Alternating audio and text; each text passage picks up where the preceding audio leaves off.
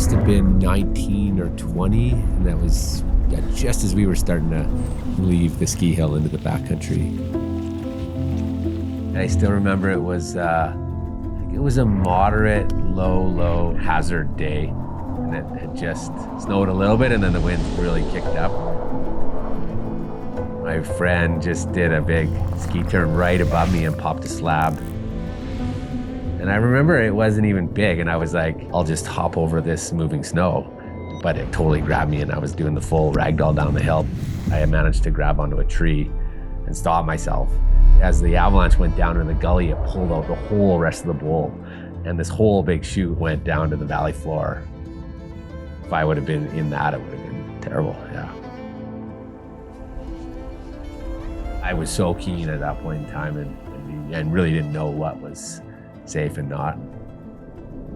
That avalanche was definitely a bit eye-opening to how quickly things can go wrong in the backcountry. I got lucky, but unfortunately, a lot of people do not. With a little bit of avalanche training, a lot of accidents can be avoided. Looking at the bulletin, it's been warm yesterday and then cooled down quite a bit overnight.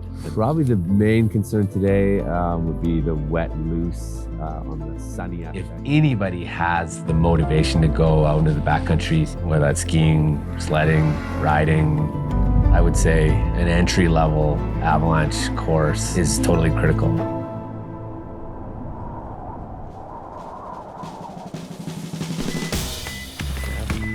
Perfect.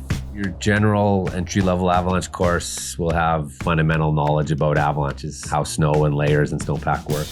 We're just looking for a good site for a profile. Let's dig.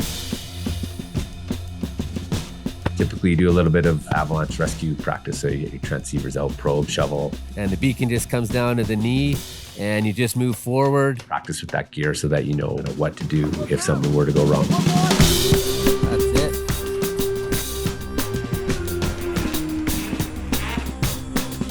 A little bit about trip planning, reading the avalanche hazard bulletins, and then sort of picking a suitable trip. You'll do a little bit about traveling through avalanche terrain. The number one problem of the day was the wet loose avalanches, which is what's raising the avalanche hazard for the day. We've got a little one starting. That's a good indicator of where things are going.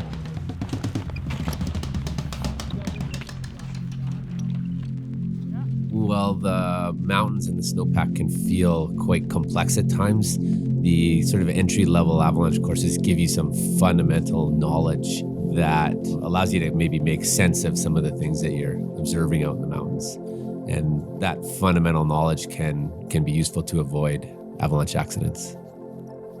I personally couldn't imagine a life without skiing and climbing in the mountains. It just gives you so much vitality in your life, which is awesome.